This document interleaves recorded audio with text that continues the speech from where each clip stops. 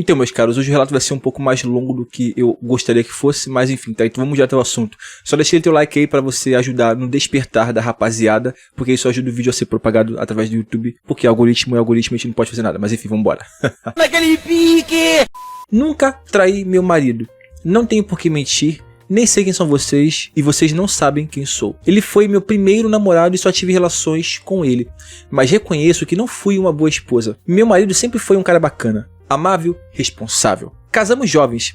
Ele com 21, eu com 20. Antes dele só havia dado uns beijinhos. Ele sempre foi fiel, acredito nisso. Mas durante o casamento, não sei por que eu passei a humilhar ele. Só ele trabalhava e eu queria fazer as coisas e ele dizia que não tinha dinheiro. Detalhe que ele pagava minha faculdade. Nossa senhora.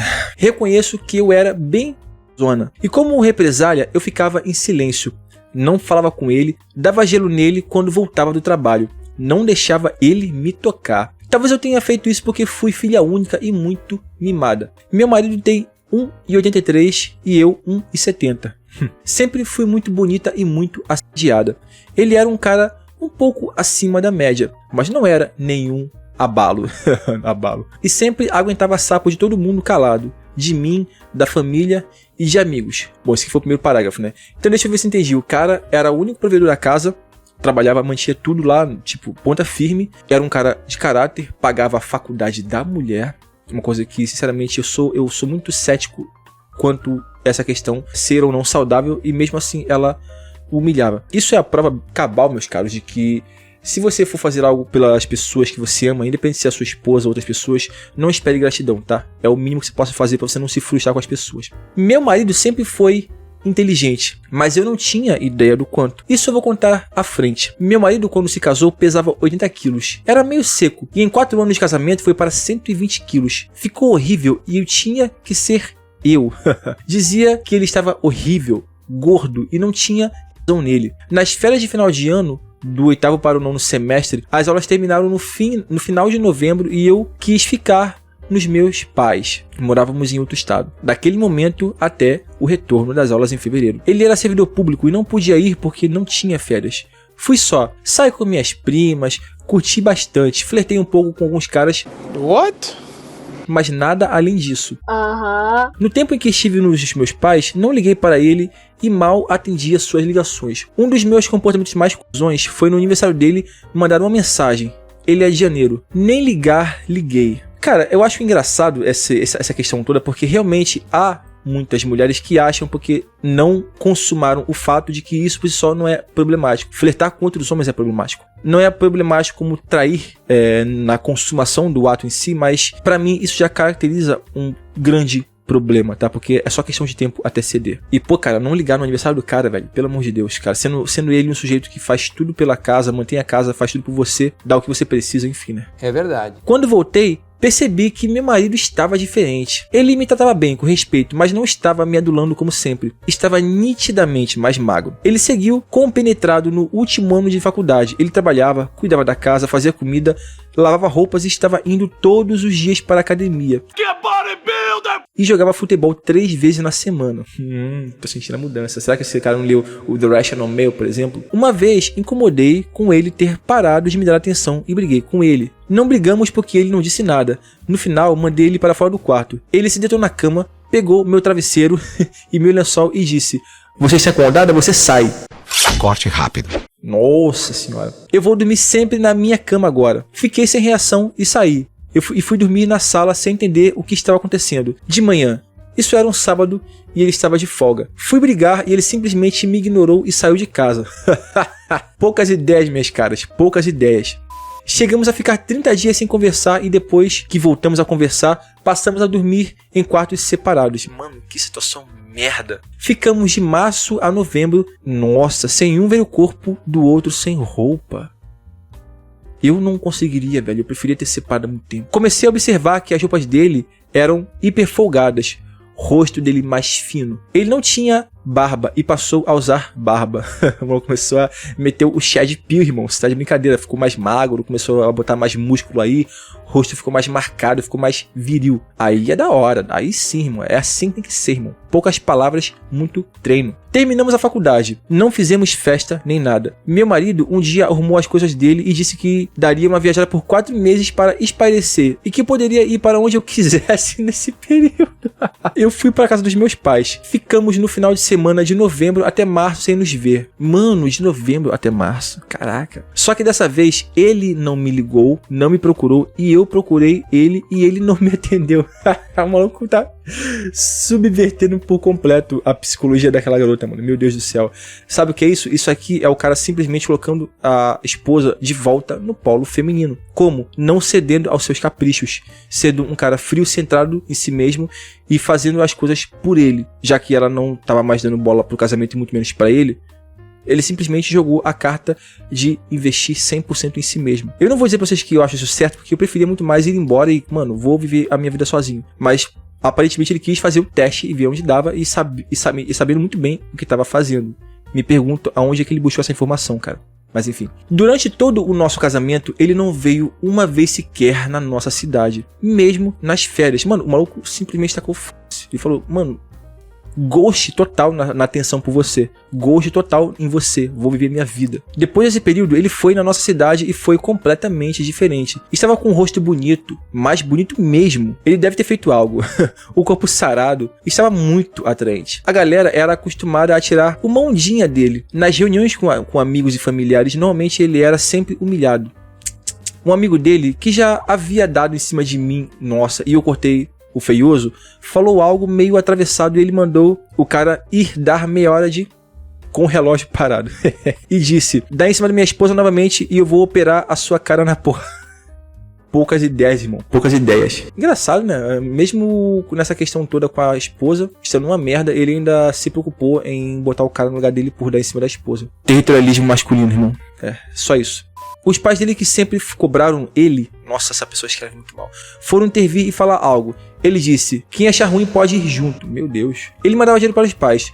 Dos 3 filhos, apenas ele mandava. Ele já virou para os irmãos e disse, vocês vão ajudar financeiramente também. A mãe dele tinha um preferido, o caçula, e ela interferiu falando que ele não tinha como ajudar. Ele até retrucou e disse, não perguntei se pode, eu disse que vai ou te processo na justiça e te faço pagar na marra. Não sei se é possível, tá? Tudo bem. Ele do nada chamou a atenção de todo mundo com olha aqui seus cara. Nunca vou esquecer esse dia. Foi a coisa mais louca que vi na vida. Tinha umas 45 pessoas na casa. Meu Deus, que multidão é essa? Ele começou. Aqui só tem FDP. Vocês são tudo um bando de FDP. Começando pela minha esposa. Apontou pra mim. Mas o maior FDP, sem dúvidas, fui eu. Eu deixei vocês me tratarem mal e com falta de respeito. Eu não me dei o respeito. Mas há tempo pra corrigir isso. Então, cambada de PNC. Pau no... Agora tudo é na reciprocidade. Se forem de boa, vocês de boa. Se forem PNC, eu serei um pior. Vou resolver minhas coisas. Vão-se F. Vão-se... E saiu. Todo mundo ficou abismado conversando sobre aquilo. E todo mundo ficou horrorizado. Horrorizado? Sempre trataram o cara mal. E quando o maluco bota na mesa, todo mundo ficou horrorizado. Hipocrisia do cacete, mano. Ele resolveu na cidade o que veio fazer e foi embora sem falar comigo. Quando voltei 15 dias depois, ela no caso ficou, né, pro aniversário da avó dela, fui no nosso apartamento e estava trancado e a chave não servia. Alguém abriu a porta. Um cara, fiquei sem entender e ele também. Disse que tinha alugado o apartamento e morava ali. Nossa. Desci as escadas e liguei para meu marido. Ele me mandou o endereço dizendo que a gente tinha se mudado. Fui lá e era uma casa num condomínio legal, uma casa bonita. Entrei e estava tudo bem arrumado, com móveis. Ele estava sentado vendo uns papéis. Fui chegar nele pra conversar. Ele me ignorou e foi para o quarto. Mano, o maluco deu ghost total na mulher morando do lado dela. Eu fui atrás falando. Quando eu entrei, ele tirou a camisa. Me agarrou com força. Opa! Com uma pegada que me molhei na hora. Leitinho. Volta, rapaz.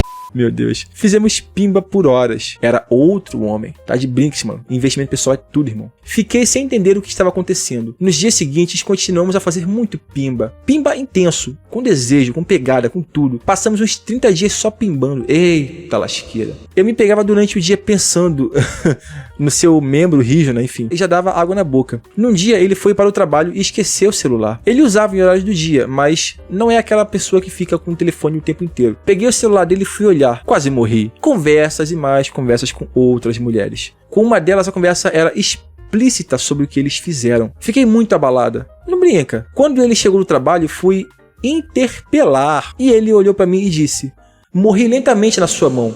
Agora eu renasci. Nossa. Outro cara. Vou viver minha vida nos meus termos. Viva a sua nos seus. Eu disse que aquilo era traição. Ele só disse: fácil, é só a gente separar. Fiquei sem reação. Detalhe, ele nem pegou o celular de volta e foi tomar banho. Literalmente cagou para mim. Mano, gosto total, velho. Fui falar com ele e ele saiu do banho com aquele corpo poderoso. Ai, que delícia! Com aquela... Enfim, né? Com aquela berinjela parecendo uma rocha. E me pegou gostoso para cá. Que texto ruim de ler, velho. Meu Deus do céu. Ganhei uns... na busanfa. Eu fiquei sem ação sobre as traições. E pior, no dia seguinte comecei a fantasiar ele com outras mulheres. E essa fantasia foi crescendo em mim. Até que um dia eu pedi para ele pimbar com outra mulher. Fizemos isso com a mulher da mensagem que eu li. Meu Deus do céu. Enfim, né? Ela disse: meu Deus. Enfim, né? Horrores. Ela era uma delícia. Como assim, velho? O cara brocou as duas com vontade. Foi gostoso ver, enfim, né? Ele... tudo nela. Acabamos ficando amigas.